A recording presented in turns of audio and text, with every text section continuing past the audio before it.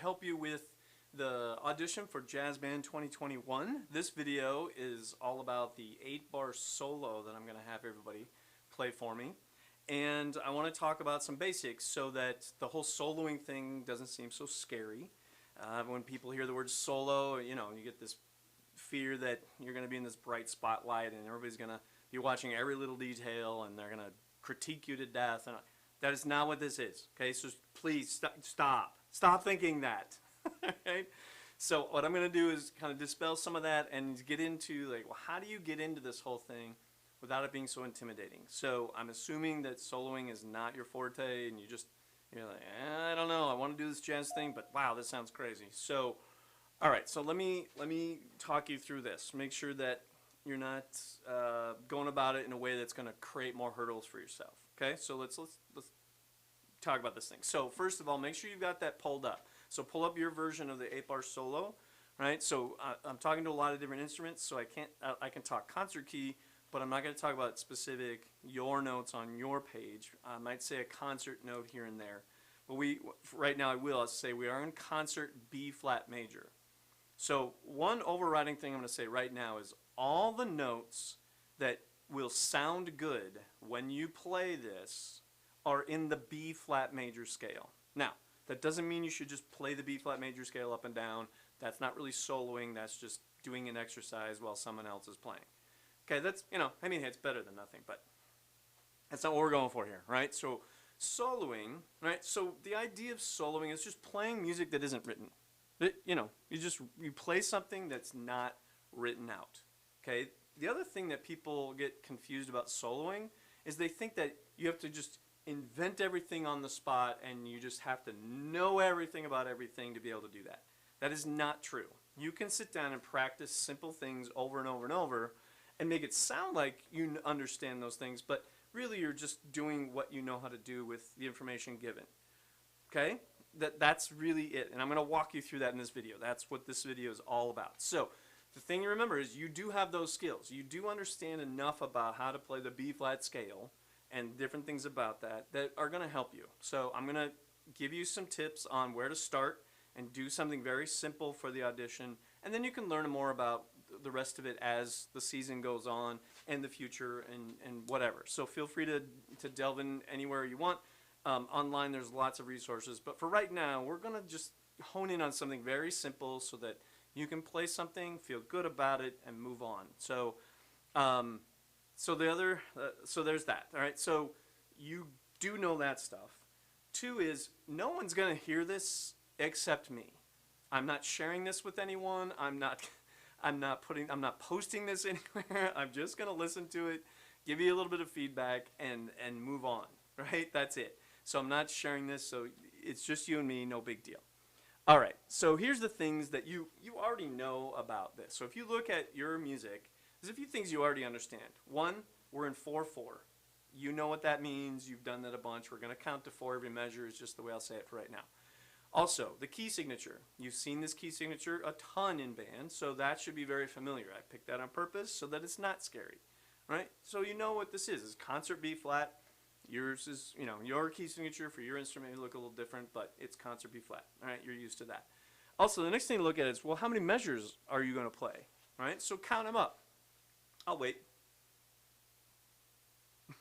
Okay, so there's a couple measures up front, right, where it's just, there's resting. Well, you're going to hear 8 clicks on the track. It's going to go click, click, kind of like this. And then it'll begin, right? So there's those 2 measures, and then there is 9 more. You're going to play for 8 and stop on count 1 of the 9th measure, right? So you start at measure 1, 2, 3, 4, 5, 6, 7, 8. Stop on measure 9, right? So there's 9 measures. You play for 8 total measures plus a note. Okay, so that's another thing. It's just 8 measures. Not a huge deal, right? Okay, now that's the stuff you can figure out. That's really easy. Now, there's a few things on here you probably don't know, and that's what starts to freak people out. I was like, oh, I've never seen that. I don't know what that means. Right? So it's okay, right? And 2 of the main ones that are going to be different that you probably haven't seen before are these slashes, right? What is with these slashes? If you notice, there are 4 of them. We're in 4/4. So what it's telling you is you have 4 counts to play something. That's all it means. It's just a way to instead of it being rest, right? Because we don't want you to rest, we want you to play. But we don't want to tell you what to play. So the slashes are a shorthand way to say, hey, you got 4 counts, make something up, okay? Go crazy, so to speak. All right, so there's that. Slashes just mean play. All right, and then the other thing is these chords. You have, there's the B flat, MAJ7, then the C, MIN 7, F7, B flat, MAJ7, and that's it. Right? So there's 3 different guys, the B flat, MAJ7, which stands for major 7. I'll get into that a little bit, not much. You don't have to know what that really means right now. But the main thing really is the letter, right? The letter you understand. So let's use that, right? Forget the stuff after the letter, right? We got B flat, we got a C, we got an F, and we got another B flat. Okay, I think you know those 3 things because you played those a bunch, right? Now, if you know stuff about spelling scales, you could use parts of the scale, the 3rd and the 5th. I'm not expecting that. If this is very new to you, let's just deal with the the note that's written, right? The B flat, then the C, then the F, and then the B flat, right? So don't worry too much about the 7 and the MAJ was just major and MIN is minor. Okay, you may know like major, that's kind of like major scale, yes. Minor, ooh, it's kind of like a minor scale, yes, correct. But let's not worry about that. Then the F7, why is there just a 7? That doesn't make any sense. You're right, it doesn't when you don't understand the jazz code, right? Which isn't complicated, but that's not the point. So just ignore that stuff. That's not important right now. It really isn't. Because all you need to worry about is that letter. Because that's where you can start, right? And so if you do want to know more about that, like the 7 and what's with the minor 7 and just this, reach out to me. Let me know you want to know more. I'll explain it. It's not really complicated, but that's not the point for this audition. I don't need you to get all crazy about what that means and get into it for this audition. I just want you to play something. Just get used to just playing something that's made up, that's not written. Okay, now you can rehearse things, but it's not written. Okay, and we'll get to that in a little bit too. So, here's what I would start with. You go, okay, we're in 4, right? And if you just use the letter, the note name of that letter, so B flat, right? Now the second measure of that doesn't say anything, so you keep playing B flat until it changes. So the way those chords work is you have a B flat and you keep playing B flat until it changes to a new one, which in this case is C in the 3rd measure. So what I would do is, well, just play quarter notes, right? 4 in each measure. So you got 1, 2, ready, and B flat, 3, 4, second measure, right? And then go to C, got 2 measures of that. Then you go to F, then back to B flat. With an extra note, stop on B flat, okay? Because it didn't say, but you just keep doing B flat until otherwise stated, right? So that would be, I wouldn't want just that, but you could start there, right? To practice. Yes, you can practice soloing. So you practice with the track playing what I just did. Now, there's going to be lots of other stuff going on the track, and there's instruments playing this. Don't worry about that, right? You just listen to the clicks, this guy, right? And that's how fast you play your quarter notes. And just practice that a few times. Get used to that. Great, now you're good. Now, once you do that a few times, you go, okay, well, I can do that. Great, okay. Let's mix it up, right? Because I don't want you just to play quarter notes because everybody can do that. I want you to come up with something unique to you, something that sounds good to you. Okay, well then just instead of quarter notes, try something else. Now this track is going to be swung, okay? So that means you're going to be thinking triplets.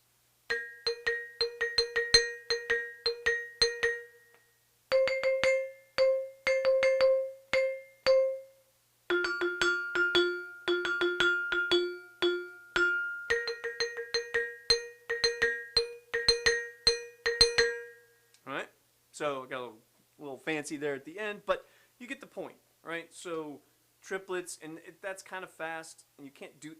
That was just me playing mallets, all right? So.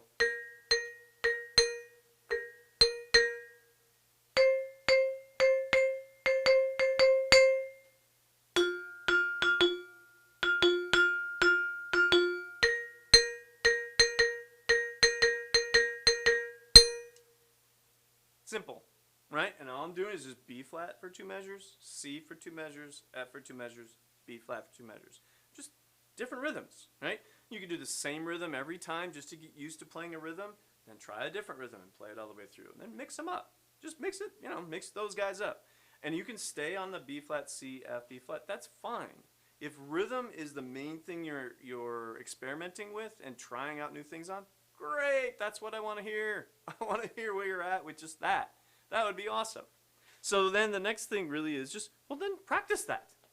Practice that. Now, if that starts to be, kind of like, well, I could do that. That's kind of boring. Right? Well, it's not really boring. You're doing it, right? You're playing a solo. You're making something up that fits what's going on. That's a solo. Yay! Remember that. Now, if you do want to get beyond that, okay, fine. We can start talking about using other scale, notes in the B flat scale and what ones sound right. Reach out to me. Let me explain it kind of step by step. That's a little beyond what I want in this video. But if you want to go beyond that, great. Okay? So now, as you're getting closer and you want to record this for the audition, just remember that nobody plays a masterpiece the first time they play a solo. Okay? So don't expect like this grandiose thing that's just going to blow everybody's world. That's not going to happen. It's okay. Don't worry about that. You do what you practiced, what you came up with that you thought sounded cool with those ideas. Awesome. Okay? So the other thing to remember is that everyone that's any good at soloing or even just okay at soloing, right? They spend time trying out ideas until they find something that sounds good. That's it, right? Now, you can be really intelligent about it and know what scale you're using and what sounds good. Like learning all that stuff can help you make choices that make things sound good more quickly than just randomly picking notes, right? But to begin with, you can just start with, again, B flat, C, F, B flat, and that'd be great. And another thing is, it doesn't have to be perfect.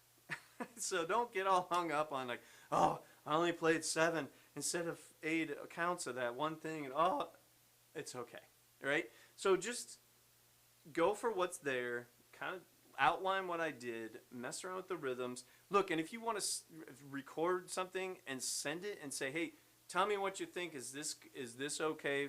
Am I on the right track? I'd say, yeah, you're on the right track. Check this. That's awesome. It all looks great. Whatever, right? Whatever. Or like, I'm not sure you're catching on here. Tell me what you're thinking, right? We'll go back and forth, and if it sounds off, I'll just start asking questions like, well, tell me what you understand, and then I'll clarify, and then you'll know more, and then you'll be able to do it. Okay? So then, once you get to that point where you're like, okay, I think I got a handle, then record it. Record it a few times, right? Maybe record it once, listen to it, see what you think. Does it sound okay? Yeah, it sounds good to me. Okay, great.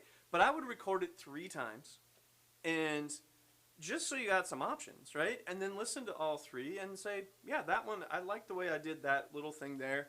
I'm using that one. Great. So don't just record one and like, well, that's the best I can do. That's not how great musicians think. They don't think like, try it, whatever. That's not how they think. What they think is, man, I'm going to do what I know how to do the best way I know how, and I'll put that out there, right? And all I'm asking for is to follow the chords and work on rhythms, and don't worry about being all fancy. If you happen to stumble upon or know more than what I'm saying, good for you. Go for it, right? But don't get all hung up if you don't. That's not my point. This is not a, what do they know, what they don't know. I want to know, are you willing to just jump in, give it a try with some basic ideas, and come up with something unique to you? That's what I'm looking for. So, if you have any other questions, reach out anytime, and I'd be happy to help you with any of these steps or taking it beyond here. And through the season, we will. And there's opportunities to do that also. So, good luck. I hope to see you real soon, and have a great time playing.